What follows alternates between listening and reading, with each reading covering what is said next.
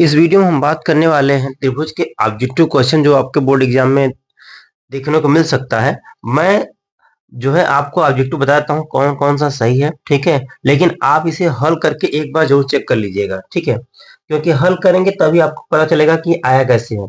दो आकृतियों जिनके आधार समान हो परंतु आवश्यक रूप से अमाप समान न हो कहलाती हैं। यानी माप समान नहीं है, ठीक है। जैसे मान लीजिए एक त्रिभुज छोटा सा है और एक त्रिभुज बड़ा सा है, इसकी माप समान नहीं है, इसकी माप समान नहीं, लेकिन आकृति ये भी त्रिभुज है ए बी सी और ये हमारा पी क्यू आर। त्रिभुज ये भी है, त्रिभुज ये भी है, लेकिन इसकी माप की लंबाई समान नहीं है, तो वो कहलाती है सर्वांगसम आकृति। नहीं। क्या इसको इसको ढक सकती है वो दोनों त्रिभुज? नहीं, तो सर्वांगसम नहीं होगा।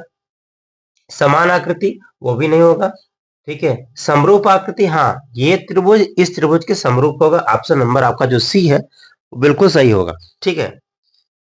अगला चलते हैं कि भाई जैसे कह रहा है कि अगला सवाल, चित्र में ए बी सी और ए बी सी और ए ई एफ समरूप त्रिभुज है। समरूप त्रिभुज होंगे तो ये वाला कोण इस वाले कोण के बराबर होगा, ये वाला कोण इस कोण के बराबर होगा और ये वाला कोण इस कोण के बराबर होगा, ये फिक्स है। अब कह रहा है कि ए ई एफ बराबर होगा, तो ए ई एफ यानी ये वाला जो कोण होगा वो इस वाले कोण के बराबर होगा कि नहीं? यानी ए ई एफ बराबर होगा ए बी सी, तो कोण ए बी सी के बराबर होगा। ऑप्शन नंबर बी आपका सही जवाब है, ठीक है। चलिए अगले सवाल पे चलते हैं। अगला सवाल क्या है देखिए, त्रिभुज ए बी सी में रेखा एडी कोण बी ए सी की अर्धक रेखा है, तब बीडी और डीसी का अनुपात बताना है। तो बीडी और डीसी का भी वही अनुपात होगा जो ए बी और ए सी का अनुपात होगा, यानी 6:5 ही होगा, ठीक है। चलिए अगले क्वेश्चन की ओर चलते हैं कि चित्र में यह ई एफ समांतर है बीसी के। ई एफ, ठीक है, दिखाई दे रहा है। ई एफ समांतर यानी यह रेखा इस रेखा के समांतर है और ए ई अपान बी 4:1 है। ए ई अपान बी 4:1 यानी ये भुजा 4 है और ये इसकी लंबाई 1 है और सी एफ की लंबाई 1:5 सेंटीमीटर है।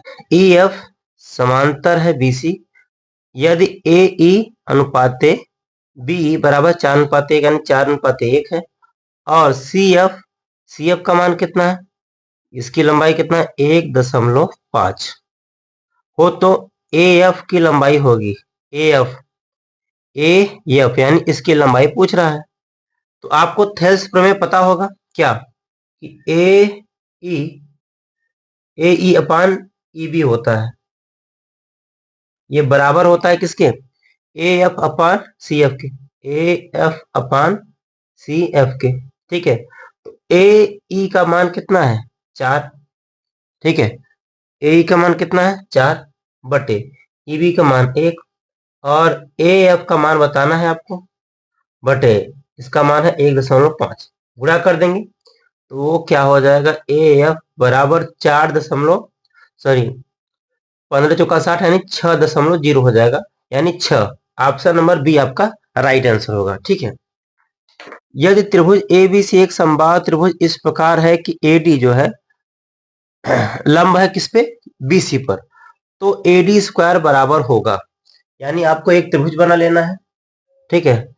एक त्रिभुज मान लीजिए क्या है आपका, इस प्रकार से है ए बी सी, एक समबाहु त्रिभुज। समबाहु यानी सारी भुजाएं क्या होंगी? समान होंगी। सारी भुजाएं कैसी होंगी भाई? समान होंगी। इस प्रकार है कि एडी जो है लंब है बीसी पर, यानी एडी जो है लंब है किस पे? बीसी पर, यानी ये 90 अंश का कोण होगा, ठीक है। ये भी 90 अंश का कोण होगा। अब ध्यान दीजिए तो एडी स्क्वायर बराबर, यानी एडी ये जो है एडी भुजा यानी ये हमारा डी है, एडी स्क्वायर बराबर पूछ रहा है आपसे कि क्या होगा। देखिए अगर ये लंबवत है समबाहु त्रिभुज है तो बीसी बराबर होगा किसके? डीसी के, क्योंकि ये समान दो भागों में बांट देगा, यानी बीसी बराबर होगा, सॉरी, बी डी बराबर होगा किसके? डीसी के। ये इसके बराबर होगा। अब आपको पता है क्या, एडी लंब है किस पे? भुजा बीसी पर लंब है। तो पाइथागोरस से क्या हो जाएगा? ये कर्ण हो जाएगा। पाइथागोरस से क्या हो जाएगा भाई? कर्ण। अब ध्यान दीजिए कि एडी स्क्वायर बराबर निकालना है आपको, लेकिन आपको डीसी के फॉर्म में, डीसी के फॉर्म में, डीसी के फॉर्म में, डीसी के फॉर्म में रिजल्ट देना है। एडी का मान बताना है, लेकिन रिजल्ट आपको डीसी के फॉर्म में देना है।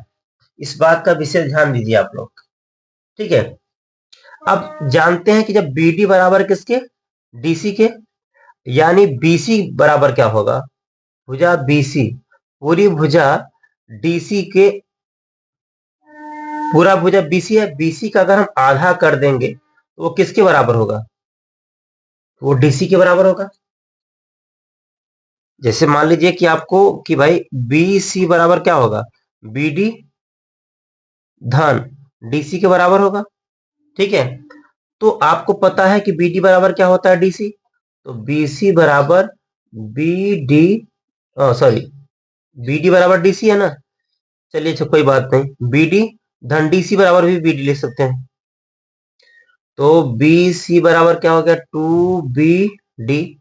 तो बी सी बटे कितना हो गया? दो, बराबर कितना हो गया? B D. तो बी डी बटे दो, बी सॉरी बी सी बटे दो किसके बराबर है? बी डी के।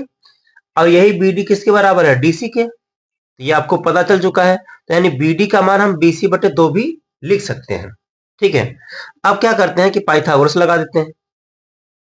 पाइथागोरस अगर हम लगाएं त्रिभुज ए बी डी में, त्रिभुज ए बी डी में, त्रिभुज ए बी डी में, तो कैसे कर सकते हैं हम लोग कि भाई पाइथागोरस क्या कहता है? कर्ण का वर्ग बराबर, यानी ए बी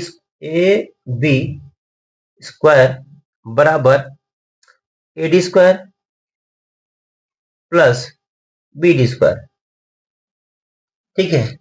अब हम क्या लिख सकते हैं? आपको पता है कि हमें किसका मान निकालना है? ए डी स्क्वायर का मान निकालना है। बी डी स्क्वायर किस तरफ करते हैं? ए बी स्क्वायर माइनस कितना हो जाएगा? बी डी स्क्वायर बराबर कितना हो जाएगा? ए डी स्क्वायर, ठीक है। अब आपको पता है कि ए बी जो भुजा है, ये भुजा मतलब समबाहु त्रिभुज है। समबाहु त्रिभुज का मतलब ए बी बराबर है किसके? बीसी के। और बीसी बराबर है किसके? एसी के। यानी ए बी, ठीक है, ए बी बराबर है किसके? बीसी के, बराबर है किसके? एसी के। समबाहु त्रिभुज है। ए बी बराबर हम क्या लिख सकते हैं? ए बी की जगह हम लिख सकते हैं बीसी, बीसी का स्क्वायर माइनस बी डी का स्क्वायर बराबर कितना हो जाएगा? ए डी का स्क्वायर, ठीक है। यहां तक कोई दिक्कत नहीं होगा। अब क्या है कि बीसी बराबर हम क्या माने थे? बीसी अगर दो को इस तरफ भेज देंगे तो बीसी बराबर हमारे पास टू डीसी आया था। यानी बीसी के जगह हम क्या ले सकते हैं? बीसी के जगह हम लिख सकते हैं टू डी सी का होल स्क्वायर। और बीडी के जगह, बीडी बराबर क्या है? बीडी बराबर डीसी है, तो पता है आपको, ये हो गया है डीसी का होल स्क्वायर बराबर क्या आ गया है? एडी का स्क्वायर। तो ये दो दूनी चार डीसी स्क्वायर में से एक डीसी स्क्वायर निकल गया, कितना आ जाएगा? तीन डीसी स्क्वायर। तो तीन डीसी आपका ऑप्शन नंबर ए सही हो जाएगा, ठीक है। इसको इस तरीके से कर लेना है, ठीक है। अब चित्र में ए बी का मान कितना दिया है? तीन। एसी का मान कितना दिया है? एसी का मान 6 दिया है, ठीक है। और बीडी का मान कितना दिया है? बीडी का मान कितना दिया है? 2 दिया है, ठीक है। और बी ए डी और सी ए डी का अनुपात, यानी कोण का अनुपात बताना है। B A D, B A D और सी ए डी का अनुपात बताइए। तो इन दोनों का अनुपात सेम होगा, यानी 1:1 होगा। ये तो बहुत ही सवाल है। चलिए अगले सवाल पे चलते हैं हम लोग कि चित्र में डीई समांतर है बीसी के। डीई समांतर है किसके? बीसी के। भुजा एडी की लंबाई ज्ञात कीजिए। भुजा एडी की लंबाई मान लेते हैं यक्स है। दिया गया है कि ए ई का मान 2.7 है, बी डी का मान 10.8 है और सी ई का मान 8.1 है, ठीक है। आपको क्या मान निकालना है? आपको एडी का मान निकालना है। तो आपको पता होना चाहिए कि थेल्स प्रमेय से, थेल्स प्रमेय 6.1 ये सब लोग कर लीजिएगा, ये मस्ट है। थेल्स प्रमेय हमने सिद्ध करवाया है। अब इसका उपयोग क्या करेंगे? AD upon A B, AD upon AD upon DB बराबर AE अपान क्या होता है, EC। ठीक है, सभी मान रख दीजिए, आपका रिजल्ट आ जाएगा।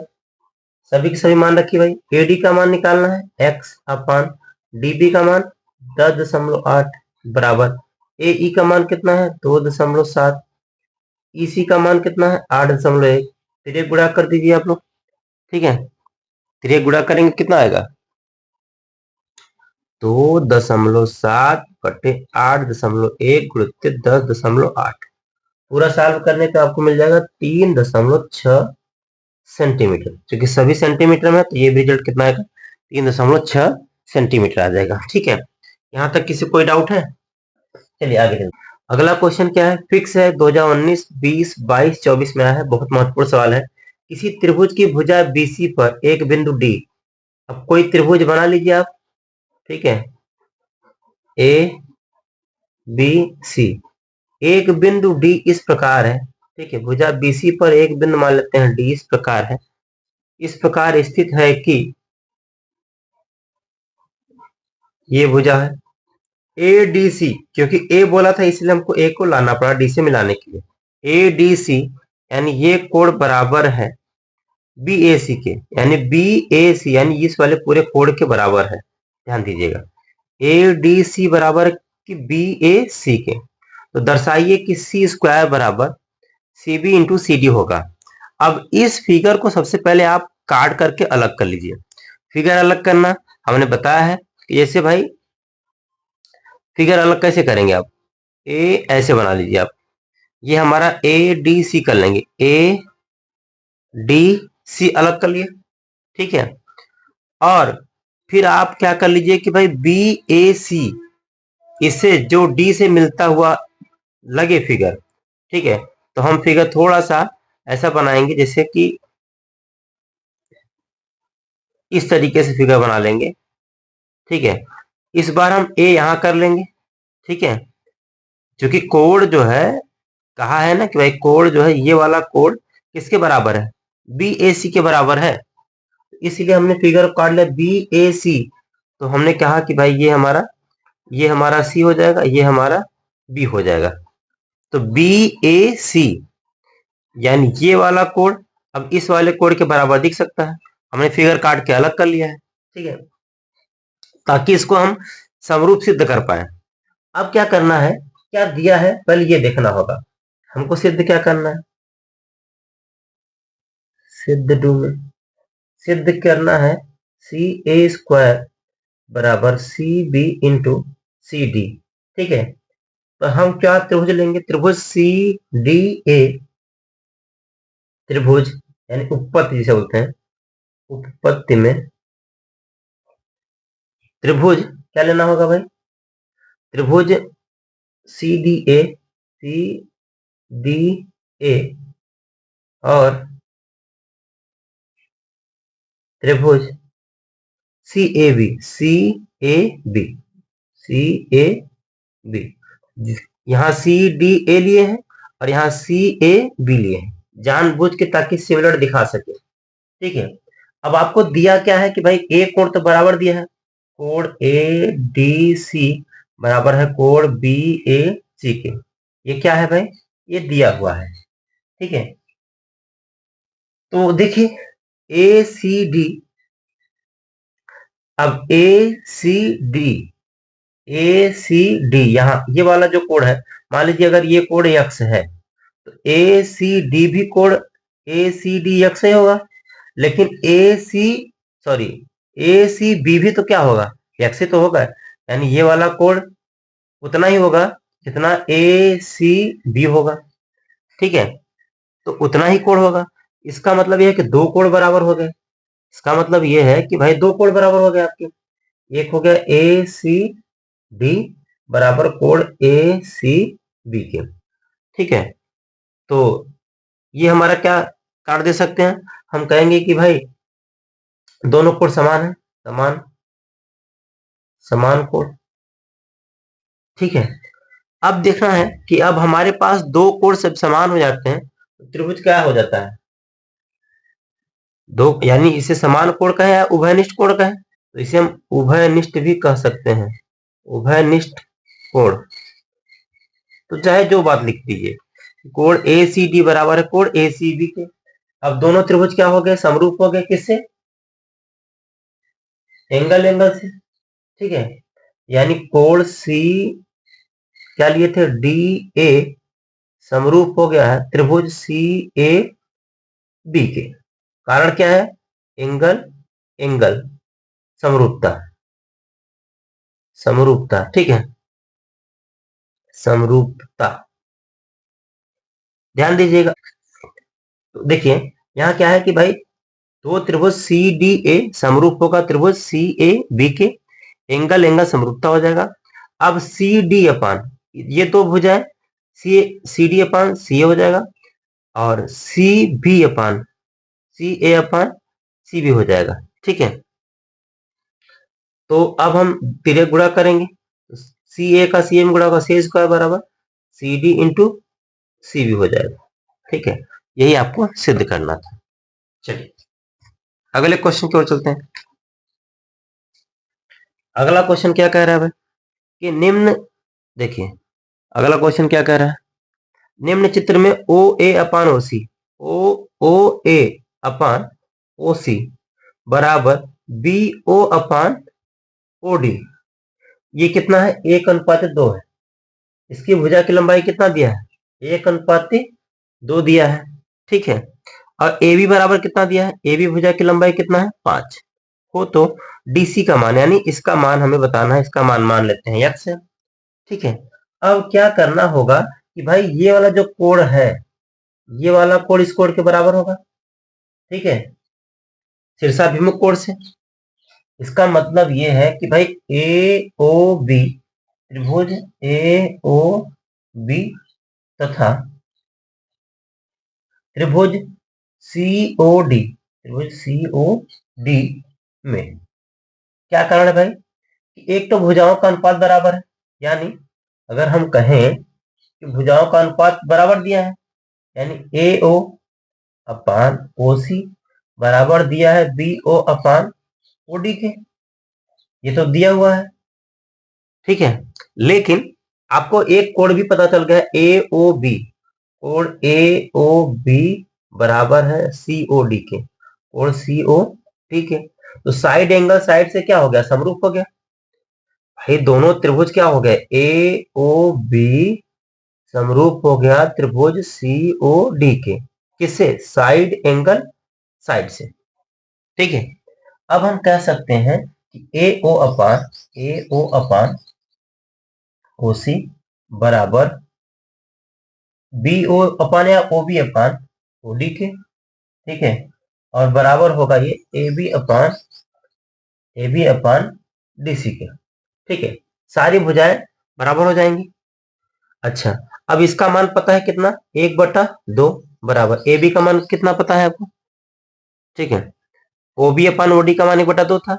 AB अपान DC का मान कितना है, AB का मान 5 है, DC का मान कितना है निकालना है, फिर ये गुणा कर देंगे तो ये कितना हो जाएगा, DC बराबर 2×5 = 10, DC का मान कितना हो जाएगा 10, ठीक है। तो ये बात आपकी क्लियर हो चुकी है। अब चलते हैं अगले सवाल पे।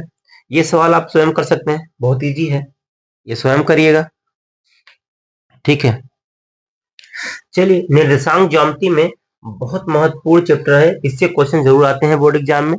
और सबसे ज्यादा अगर जो पूछता है तो यही अंतर विभाजित यानी रेखाखंड का अनुपात वाला ज्यादा पूछता है। उस बिंदु के निर्देशांक ज्ञात कीजिए जो बिंदुओं -1,7 और 4,-3 को मिलाने वाले रेखाखंड को 2:3 के अनुपात में विभाजित करता है। तो यानी आपको वह बिंदु बताना है, एक रेखाखंड है, ठीक है।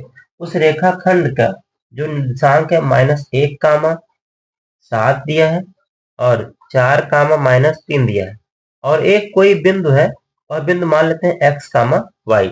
यही वह बिंदु बताना है जिसको जो है यह 2:3 के अनुपात में विभाजित कर रहा है। यानी मान लेते हैं वो बिंदु यहां से लेकर यहां तक की दूरी कितना है, 2 दिया है, और यहां से लेकर यहां तक की दूरी कितना दिया है, 3 दिया है। इसे हम M1 और M2 मान सकते हैं, ठीक है, m1 हमारा 2, ठीक है, ये हमारा क्या हो जाता है m1 और ये हमारा m2 होता है। ठीक है, इस बात को बहुत ध्यान दीजिएगा आप लोग। अब आपको पता है ये आपका x1 y1 है, इसे आप x2 y2 लेंगे। x बराबर क्या होता है, ठीक है, जो निर्देशांक होता है x बराबर क्या होता है, m1 x2 plus m2 x1 बटे m1 प्लस m2। ठीक है, और y बराबर क्या होता है भाई, लेकिन आपको क्या बताना है कि मिलाने वाले रेखाखंड के 2:3 के अनुपात में विभाजित कर उस बिंदु का निर्देशांक यानी x और y दोनों का मान बताना है। तो y बराबर m1 y2 plus m2 y1 बटे m1 प्लस m2। बस आप मान रख दीजिए, आपका आंसर। m1 का मान कितना है 2 गुणित x2 का मान कितना है 4 रख दीजिए, प्लस m2 का मान कितना है 3 रख दीजिए, इंटू और x1 का मान कितना है, x1 का मान -1 है बटे m1 प्लस m2। तो m1 प्लस m2 करेंगे तो भैया 2 प्लस कितना हो जाएगा 3। ठीक है, ये हमारा x बराबर कितना आ जाएगा, ध्यान दीजिए। x बराबर क्या रखें, m1 की जगह 2 रखा, x2 की जगह 4 रखा, प्लस m2 की जगह 3, m2 के बराबर कितना है 3, इंटू x1 की जगह कितना है, x1 की जगह कितना है -1 रख दिया। ठीक है, अब 4 दूनी 8, 8 में से 3 1 का 3, 8 में से 3 क्या कितना आ जाएगा 5। ठीक है, बटे 3 2 5 कैंसिल हो जाएगा, कितना आ जाएगा 1। तो यानी x का मान कितना आ गया 1 आ गया। ठीक है, अब y का मान इधर निकालते हैं। आपका y का मान m1 का मान कितना है 2 है, इंटू y2 का मान कितना है, y2 का मान कितना है -3 है, प्लस m2 का मान कितना है भाई, m2 का मान 3 है, गुणते y1 का मान कितना है, y1 का मान 7 है, बटे m1 प्लस m2, m1 का मान 2 है प्लस 3 है, बराबर अब कितना आ जाएगा 3 दूनी 6 यानी 7 21, 21 में 6 गया तो आपका 15। अब ये कितना आ जाएगा भाई, ये आ जाएगा 3 2 5 कैंसिल, कितना आ जाएगा, सॉरी, ये 2 3 दूनी 6, 7 21, 21 में 6 गया 15 बटे 5 यानी 3। y का मान कितना आ गया 3, तो यानी x कामा y कितना होगा, x कामा होगा 1 कामा 3, और यही आपका फाइनल आंसर हो जाएगा। ठीक है, चलिए, और यह बहुत महत्वपूर्ण है, इससे आप जरूर देख के जाइएगा, इस टाइप से जरूर क्वेश्चन बनेगा, 100% है क्वेश्चन बनना इससे। अगले सवाल की ओर चलते हैं। अगला सवाल हमारा क्या कह रहा है, ध्यान दीजिएगा कि y का वह मान ज्ञात कीजिए, y का वह मान ज्ञात कीजिए जिसके लिए बिंदु 2 -3 और q 10 y के बीच की दूरी 10 मात्रक है। ठीक है, यानी दो बिंदु हैं और दो बिंदुओं के बीच की दूरी, एक निर्देशांक मान लीजिए p और एक q। p का है 2 -3 और q का है कितना 10 y है। ठीक है, अब इन दोनों के बीच की दूरी कितना है 10 दिया है। ठीक है, आपको क्या बताना है, अब दो बिंदुओं के बीच की दूरी का फार्मूला क्या होता है, d बराबर x2 x1 का whole square plus y2 y1 का होल स्क्वायर होता है। अब ये मेरा क्या है, ये मेरा x1 y1 है और ये मेरा x2 y2 है। तो बस फिर क्या था, d बराबर x2 कितना है 10 माइनस x1 कितना है 2 का होल स्क्वायर प्लस y2 कितना है y माइनस y1 कितना है भैया, y1 -3 है तो +3 हो जाएगा इसका होल स्क्वायर। हमें सिर्फ d का मान पता है ना, दोनों बिंदुओं के बीच की दूरी कितना है 10 है, तो ये कितना हो जाएगा 10 में से 2 गया 8, 8 का वर्ग हो जाएगा 64 प्लस ये y प्लस 3 का क्या हो जाएगा होल स्क्वायर हो जाएगा। ठीक है, अब दोनों पक्षों का हम वर्ग कर देंगे, दोनों पक्षों का वर्ग करेंगे तो ये 100 हो जाएगा, कड़ी हट जाएगी 64 हो जाएगा, प्लस y प्लस कितना हो जाएगा 3 का होल स्क्वायर हो जाएगा। ठीक है, अब क्या करना होगा हमको, 64 इस तरफ आएगा तो 100 माइनस 64 आ गया बराबर y प्लस 3 का होल स्क्वायर हो जाएगा। 100 में से 64 निकल जाएगा तो कितना आ जाएगा आपका, 100 में से 64 निकल जाएगा तो आपका 36 आ जाएगा बराबर y प्लस 3 का होल स्क्वायर हो जाएगा। वाई स्क्वायर इस तरफ आएगा, वर्गमूल निकालेंगे 6 आ जाएगा, तो वाई प्लस 3 बराबर कितना आ गया 6। ठीक है, अब 3 इस तरफ आएगा तो 6 में से 3 गया 3, यानी वाई का मान कितना आ गया आपके पास 3 आ गया। यही आपका आंसर है। ठीक है, अगले क्वेश्चन की ओर चलते हैं। अगला क्वेश्चन क्या कह रहा है कि यदि ए 5 कामा -1, बी -3 कामा -2 और तथा सी आपका दिया है -1 कामा 8, त्रिभुज ए बी सी के शीर्ष है, तो शीर्ष ए से जाने वाली माध्यिका की लंबाई ज्ञात कीजिए। अब एक त्रिभुज है, ये आपका ए है 5 कामा 1 और बी और सी, तो बी है आपका -3 कामा -2 और सी कितना है आपका -1 कामा 8। ठीक है, अब शीर्ष ए से जाने वाली माध्यिका की लंबाई, अगर ये हमारा ए है, शीर्ष ए से जाने वाली माध्यिका, अब माध्यिका है तो यानी ये मध्य बिंदु हो जाएगा इस रेखा का, इसे हम डी कहेंगे। ठीक है, तो माध्यिका की लंबाई यानी इसी की लंबाई बतानी है। अगर आपको इसका बिंदु पता हो, ठीक है, इसका मध्य बिंदु पता हो, तो इन दोनों की लंबाई बता सकते हैं।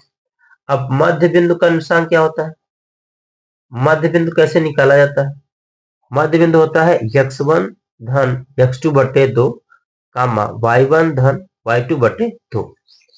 ठीक है, अगर हमने x1 ये y1 माना, इसे x2 और y2 माना, तो मध्य बिंदु के निशान क्या होते हैं भाई, यानी डी का जो बिंदु है वो निकालेंगे तो कितना है x1 धन x2, तो कितना हो जाएगा x1 कितना है -3 धन x2 कितना है -1 बटे 2, y1 कितना है भैया, y1 है -2 प्लस y2 कितना है भैया 8 बटे 2। सबसे पहले डी का निर्देशांक, डी का निर्देशांक निकालना होगा। ठीक है, डी का निर्देशांक हम निकाल रहे हैं मध्य बिंदु प्रमेय से, क्योंकि ये माध्यिका है तो मध्य बिंदु प्रमेय लगेगा। अब कितना आ जाएगा भैया आपका -3 और -1 -4 बटे 2, -4 बटे 2 कामा 8 में से 2 गया 6 बटे 2, कैंसिल करेंगे इसको, कितना आ जाएगा आपका, ये आ जाएगा -2 कामा 3, यानी माध्यिका कितना आ गई, माध्यिका आपकी आ चुकी है कितना -2 कामा 3। अब दो बिंदुओं के बीच की दूरी वाला फॉर्मूला लगा लीजिए, सिंपल। हम कहेंगे डी बराबर रूट में x2 माइनस x1 का whole square plus y2 minus y1 का होल स्क्वायर। तो ध्यान दीजिए डी बराबर, ये हमारा अगर x1 है, ठीक है, ध्यान दीजिएगा, ये हमारा क्या है x1, ये y1 और ये हमारा x2 y2 है। तो बस सिंपल हम रख देंगे कि भाई x2 कितना है हमारे पास, x2 है -2 माइनस x1 कितना है 5 का होल स्क्वायर प्लस y2 कितना है भाई, y2 है 3 माइनस y1 कितना है 1 का होल स्क्वायर। ठीक है, d बराबर -2 -5 कितना हो जाएगा -7, तो -7 का होल स्क्वायर प्लस 3 में से गया 2, 2 का होल स्क्वायर। ठीक है, -7 का वर्ग कितना हो जाएगा 49 प्लस 2 का वर्ग कितना हो जाएगा 4। यहाँ गलती हो गया, y का जो निशांक है वो कितना है -1 है, तो माइनस माइनस यहाँ प्लस हो जाएगा, तो ये 3 1 4 हो जाएगा, यानी 4 का होल स्क्वायर होगा। इसका विशेष ध्यान दीजिएगा आप लोग, तो ये 4 का होल स्क्वायर यानी 49। ठीक है, 49 प्लस 4 का वर्ग कितना हो जाएगा 16। ठीक है, और ये हो जाएगा कड़ी में 65। ठीक है, ये आपका आंसर हो जाएगा। ये थोड़ा सा आप माइनस प्लस का मिस्टेक देख लीजिएगा। ठीक है, अगले क्वेश्चन की ओर चलते हैं हम लोग। अगला क्वेश्चन क्या कह रहा है कि 3 कामा 2 -2 कामा 3 और 2 कामा 3 एक त्रिभुज बनाते हैं, यदि हाँ तो बताइए कि किस प्रकार का त्रिभुज है। यानी आपको ये बताना है कि यह किस प्रकार का त्रिभुज है, क्या यह पाइथागोरस यानी समकोण त्रिभुज होगा या नहीं। तो अक्सर करके जो त्रिभुज होते हैं वो समकोण त्रिभुज ही होते हैं। थोड़ा सा फिगर आप अच्छे से बना लीजिएगा। ये हमारा ए बी सी, ए का निशान कितना है 3 कामा 2 और बी का निशान कितना है -2 कामा -3 और सी का निशान कितना है 2 कामा 3। यानी आपको ए बी की लंबाई, बी सी की लंबाई और ए सी की लंबाई, तो दो बिंदुओं के बीच की दूरी की लंबाई आपको निकालना आना चाहिए। ठीक है, तो जैसे कि भाई अगर आप ए बी बराबर निकालेंगे, ए बी बराबर फार्मूला वही होगा x2 माइनस एक्स वन का whole square plus y2 minus Y one का होल स्क्वायर। रूल तो यही है। ठीक है, तो भाई ए बी बराबर, अगर हमने इसे x1 y1 माना, इसे x2 y2 माना, तो -2 -2 माइनस x1 कितना है, -3 का होल स्क्वायर प्लस y2 कितना है, -3 माइनस y1 कितना है, 2 का होल स्क्वायर बराबर कितना आ जाएगा, -2 -3 कितना हो जाएगा, -5, -5 का वर्ग हो जाएगा 25 प्लस ये भी क्या उतना कितना हो जाएगा, -5 यानी 25 ही हो जाएगा।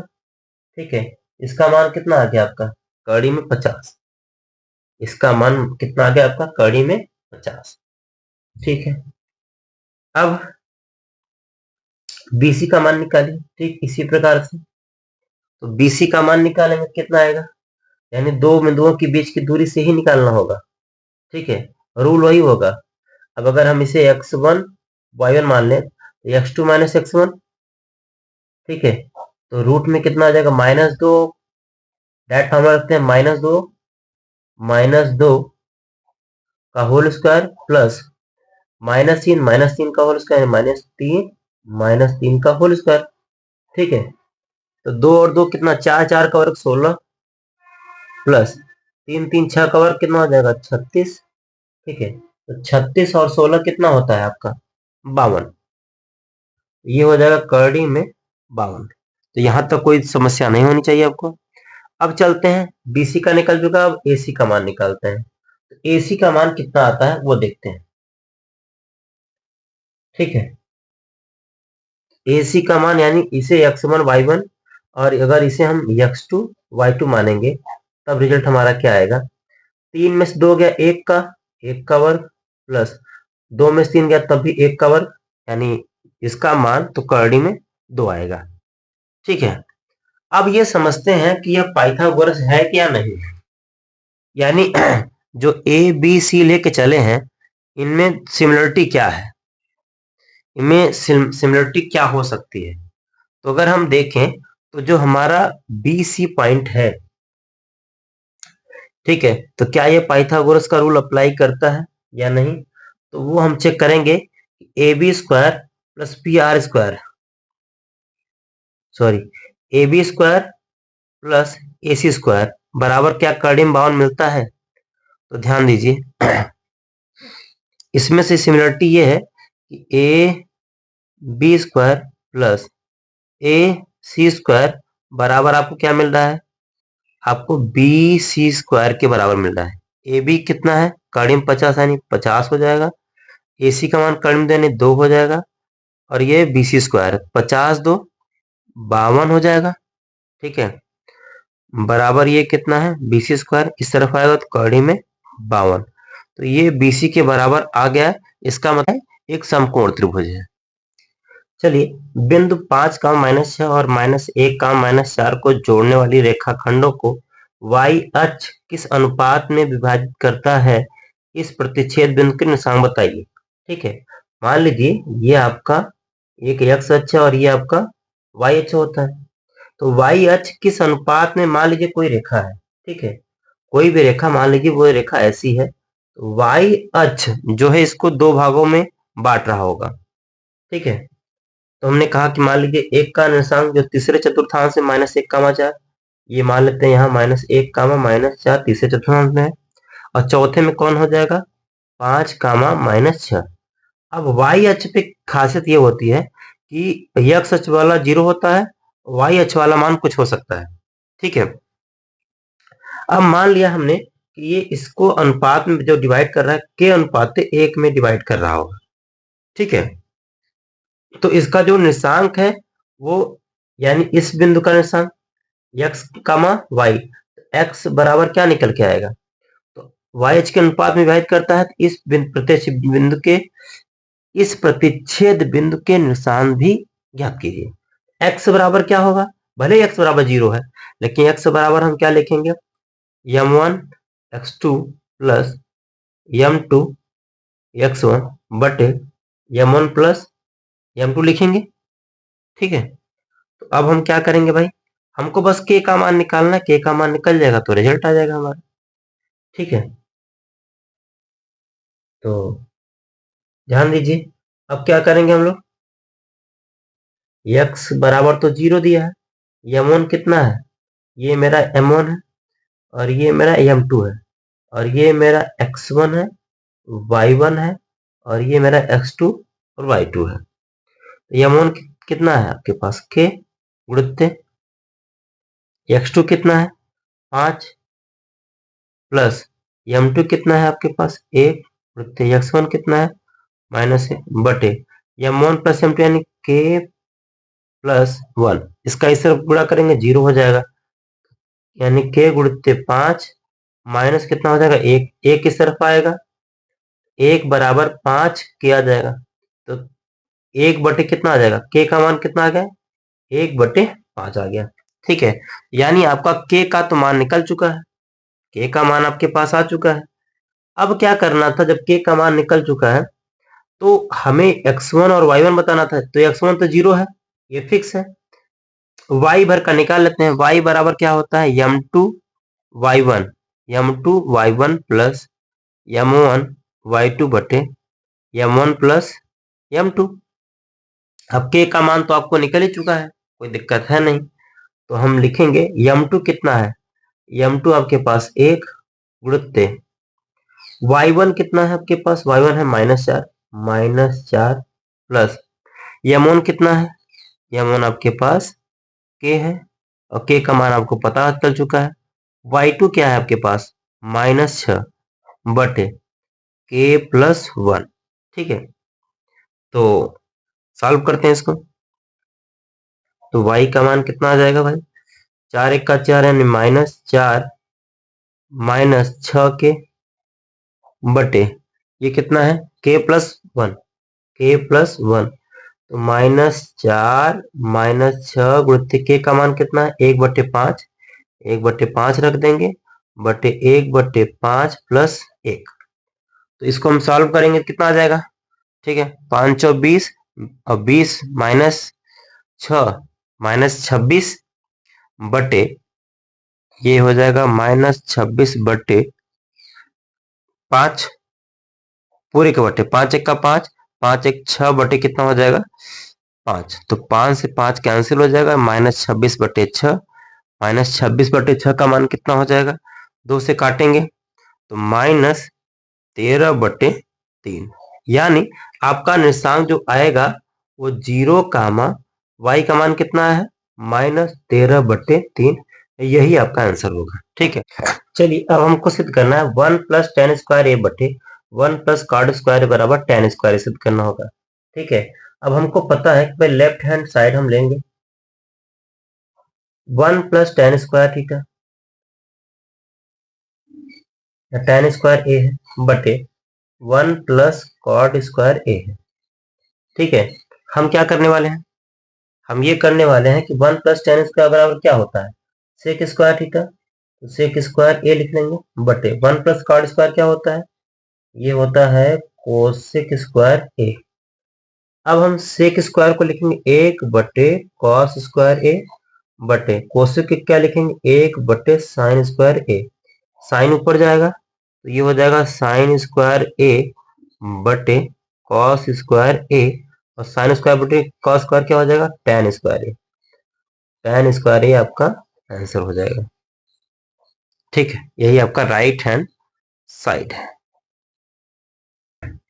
चलिए अब हम चलते हैं त्रिकोणमिति के अनुप्रयोग में।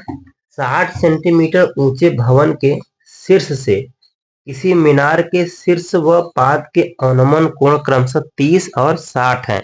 पहले आप बना लीजिए एक रेखा जिसकी लंबाई कितना होनी चाहिए 60 मीटर, इसकी ऊंचाई कितना मानना पड़ेगा आपको 60 मीटर, 60 मीटर ऊंची भवन शीर्ष से, अभी आपका भवन हो चुका है।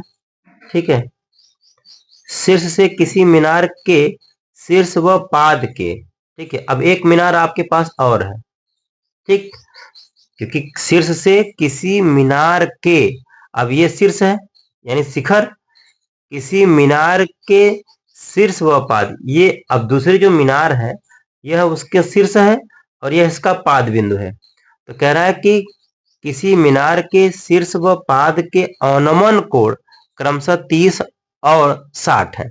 यानी जब शीर्ष पे इस तरीके से मिलाएंगे तो अवनमन कोण कितना हो जाएगा इसका, तब अवनमन कोण कितना होगा इसका, 30 होगा, ठीक है। लेकिन जब इसके पाद बिंदु से मिलाएंगे यानी यहां मिलाएंगे तब अवनमन कोण कितना होगा, 60 होगा, ठीक है। अब ये उन्नयन कोण है, अवनमन कोण तो ऐसे बनता है, पहला जो था ना वो 30 था और ये 30 है तो ये भी 30 हो गया। दूसरा क्या है, ये यहां से लेकर यहां तक वो 60 अंश था, तो अगर ये वाला 60 है तो ये वाला भी क्या होगा, 60 होगा, क्योंकि एकांतर अंतः कोण से, ठीक है। ये हमारा फिगर हो गया। अच्छा, पूरे भवन की ऊंचाई कितना है, 60 मीटर है, ठीक है। आपको बताना क्या है, मीनार की ऊंचाई, यानी इस वाली मीनार की ऊंचाई बतानी है, ए बी सी डी और ई, यानी ए ई की लंबाई बतानी है आपको। आपको क्या बताना है, ए ई की लंबाई बतानी है। तो ध्यान दीजिएगा, सबसे पहले आपके पास दो कोण मिले हैं, तो दोनों कोणों का इस्तेमाल करिए। जैसे डी सी ई में, त्रिभुज डी सी ई में, ठीक है। तो त्रिभुज डी सी ई में, अच्छा, ये भुजा इस भुजा के बराबर होगी और ये वाली भुजा इस वाली भुजा के बराबर होगी, यानी ए ई बराबर होगा किसके, बीसी के, ए ई बराबर होगा बीसी के। अगर बीसी का मान आ जाएगा तो आपको ए ई का मान पता चल जाएगा, ठीक है। तो हम क्या ले रहे हैं, त्रिभुज डी डी सी ई में, यानी tan 30, यानी ये वाला कोण लेंगे, tan 30 बराबर क्या होता है, लंब बटे आधार, ठीक है। तो लंब भी नहीं पता है और आपको आधार भी नहीं पता है, दोनों बात है, ठीक है। तो हम कितना लिख देंगे कि भाई डी सी बटे सीई, ठीक। अब tan 30 अंश का मान कितना होता है, tan 30 का मान होता है 1 बटा करड़ी में 3 बराबर, ये कितना हो जाएगा, डी सी बटे सीई, ठीक। तो इसका मतलब ये है कि अब हम इससे डीसी बटे सी का मान आ चुका है त्रिभुज डी सी में। अब हम लेंगे त्रिभुज ए बी डी में, त्रिभुज A D sorry A B D में, ये कितना है, tan 60 है, तो tan 60 बराबर लंब की लंबाई आपको पता है कितना है, 60, लंब बटे आधार कितना है आपका ए बी, आधार कितना है ए बी। tan 60 का मान कितना होता है, करड़ी में 3 होता है, ठीक है। तो ये 60 बटे कितना हो गया, ए बी हो गया, ठीक। ए बी का मान कितना आ जाएगा, ए बी बराबर होगा 60 बटे करणी में 3। तो ए बी का जो मान है वो कितना आ गया, 60 बटे करणी में 3। लेकिन हमने कहा ना कि ए बी भुजा किसके बराबर है, ए बी भुजा बराबर है किसके, सीई के, किसके बराबर है, सीई के।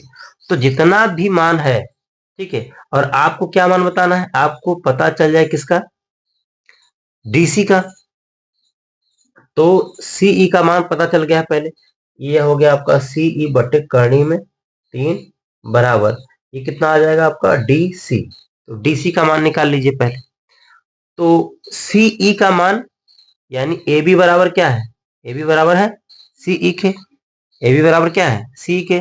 तो जो ए बी का मान होगा वही आपका सीई का मान होगा। ए बी का मान कितना है, 60 बटे करणी में 3, ये 60 बटे करणी में 3 गुणित ये कितना हो जाएगा, करणी में 3 बराबर कितना हो गया, डीसी के। तो करणी में 3 और करणी में 3 से गुणा हुआ है, 60 बटे कितना हो गया 3, तो ये हो गया कितना 20, यानी डीसी का मान कितना आ चुका है, डीसी का मान आ चुका है 20। अब आपको मान निकालना है किसका, बीसी का, क्योंकि बीसी बराबर होगा किसके, ए ई के, ठीक है। BC का मान किसके होगा? A के। तो BC का मान कैसे निकलेगा? आपको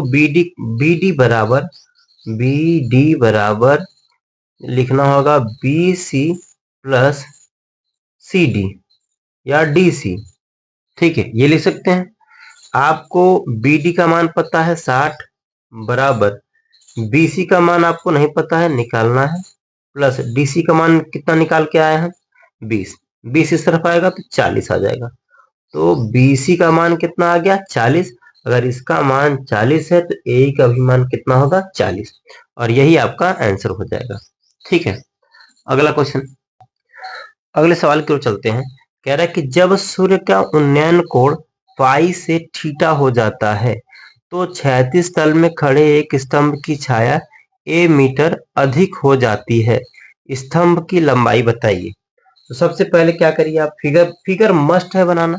ये आपका स्तंभ हो गया। अब स्तंभ की ऊंचाई हमने थीटा मान लिया। अब ध्यान दीजिए, अब ये सवाल क्या कह रहा है? उन्नयन कोण कह दिया तो यानी कोण नीचे बन रहा होगा। उन्नयन कोण जो है आपका पहले कितना था? पहले आपका फाई था। फाई से थीटा हो जाता है तो यानी इसका मतलब यह है कि पहले जो कोण था फाई था, अब बढ़ के, यानी जब कोण कब बढ़ता है? जब उसकी चौड़ाई ज्यादा बढ़ जाएगी, यानी इसकी लंबाई ज्यादा जब बढ़ा देंगे तो कोण बढ़ जाएगा। अब कोण कितना हो गया? अब कोण ये थीटा हो गया। तो जब ध्यान दीजिएगा, उन्नयन कोण क्या कह रहा है? उन्नयन कोण फाई से थीटा हो जाता है तो क्षैतिज तल में खड़े एक स्तंभ की छाया a मीटर अधिक हो जाती है। यानी यहां से लेकर यहां तक की जो डिस्टेंस है वो a मीटर है, क्योंकि a मीटर बढ़ गई ना। मान लीजिए पहली लंबाई थी x, यहां से लेकर यहां तक की लंबाई कितना है? x है। ठीक है, अब बढ़ के कितना हो गया? a मीटर बढ़ गई। तो आपको क्या बताना है? स्तंभ की लंबाई यानी स्तंभ की ऊंचाई, ये a, ये आपका B, ये आपका C है और ये आपका D है। ठीक है, तो सबसे पहले क्या करेंगे कि भाई टोटल डिस्टेंस अगर देखें यहां से लेकर यहां तक, a प्लस यक्स हो चुका है, यानी AC की लंबाई कितना हो चुका है? a plus x. तो हम कहेंगे त्रिभुज, सबसे पहले हम त्रिभुज लेंगे। त्रिभुज ABC में या ACB में, त्रिभुज ACB में।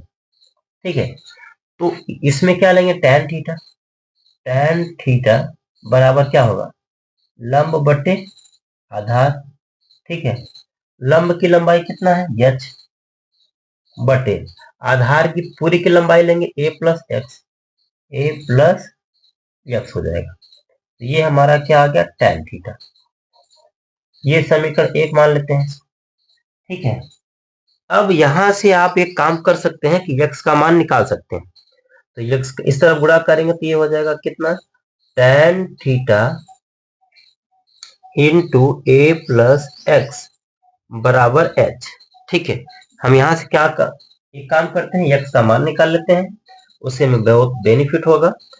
अब क्या करना है कि भाई tan का गुणा करेंगे तो a इंटू टैन थीटा, ठीक है, plus x into tan theta बराबर h हो जाएगा। ये उस तरफ जाएगा, यक्स टैन थीटा बराबर h minus a tan theta हो जाएगा। ठीक है, अब यक्स बराबर क्या हो जाएगा? यक्स बराबर h minus a tan theta upon क्या हो गया? टैन थीटा हो गया। ठीक है, तो ये हमारा x का मान हो गया।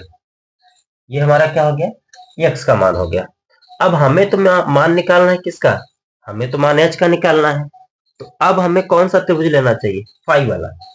ठीक है, तो अब हम त्रिभुज लेंगे, त्रिभुज ADB में, ADB में। ठीक है, त्रिभुज ADB लिया तो कितना आया? Tan phi.